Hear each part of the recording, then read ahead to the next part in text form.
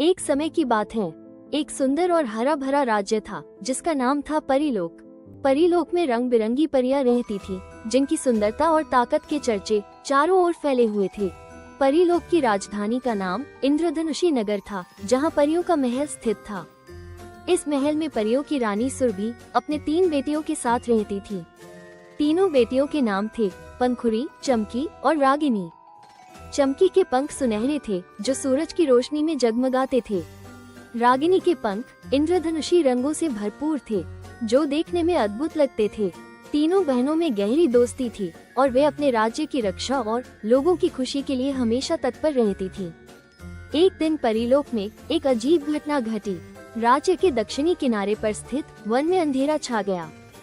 उस अंधेरे से एक भयावह और शक्तिशाली जादूगर कालोमंत्र ने प्रवेश किया। कालोमंत्र ने परीलोक को तबाह करने और उसकी सुंदरता को नष्ट करने की योजना बनाई। उसका मुख्य उद्देश्य रानी सुरभि की शक्ति और परीलोक की जादुई ऊर्जा को अपने कब्जे में लेना था। रानी सुरभि ने तुरंत अपनी बेटियों को बुलाया और उन्हें इस खतरे के बारे में बताया। पंखुरी, चमकी और रागिनी ने मिलकर कालोमंत्र का सामना करने का निर्णय लिया। रानी सुरभि ने उन्हें अपनी शक्ति और हिम्मत के साथ जाने का आशीर्वाद दिया। तीनों बहनों ने अपनी यात्रा शुरू की और दक्षिणी किनारे की ओर बढ़ी। रास्ते में उन्होंने विभिन्न चुनौतियों का सामना किया, लेकिन उनकी एकता और साहस ने उन्हें हर बाधा पार करने में मदद की। उन्होंने एक जादुई किताब के बारे में सुना जो उन्हें कालोमंत्र को हराने का तरीका बता सकती थी। ये किताब एक पुराने और गहरे जंगल में स्थित एक प्राचीन मंदिर में छिपी हुई थी। जंगल में प्रवेश करने पर उन्हें अजीब और खतरनाक जीवों का सामना करना पड़ा, लेकिन उनकी समझदारी और जादुई शक्तियों ने उन्हें सुरक्षित रखा। अंततः वे तीनों प्राचीन मंदिर तक पहुंच गई और वहां उन्होंने किताब को पाया। प्राचीन मंदिर में किताब ने तीनों बहनों को एक रहस्य बताया। किताब ने कहा कि कालोमंत्र को हराने के लिए उन्हें अपने व्यक्तिगत गुणों और शक्तियों को मिलाना होगा।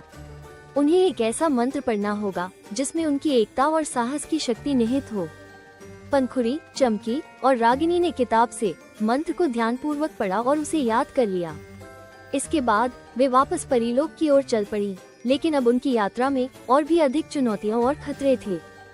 परीलोक पहुंचते ही उन्होंने देखा कि कालोमंत्र ने राज्य के अधिकांश हिस्सों को अपने अंधेरे जादू से ढक लिया है।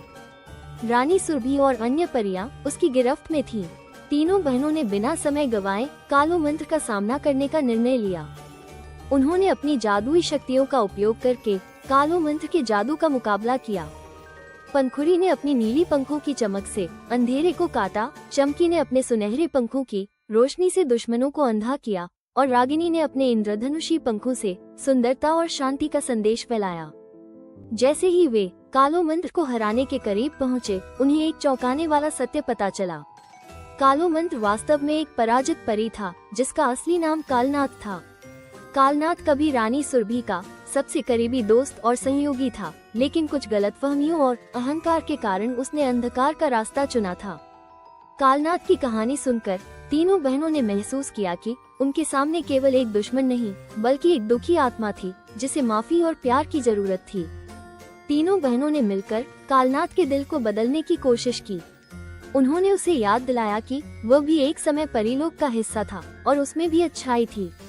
रागिनी ने अपने इंद्रधनुषी पंखों से एक ऐसा जादुई घेरा बनाया जिसमें कालनाथ को अपनी पुरानी यादें और परीलोक के सुखद पल देखने को मिले।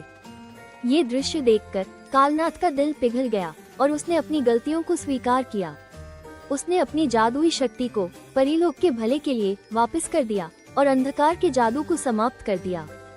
अंधकार के समाप्त होते ही परीलोक फिर से हरा भरा और खुशहाल हो गया। रानी सुरभि और अन्य परियां आजाद हो गईं और उन्होंने तीनों बहनों को धन्यवाद दिया। पंखुरी, चमकी और रागिनी ने दिखाया कि एकता, साहस और प्यार से हर समस्या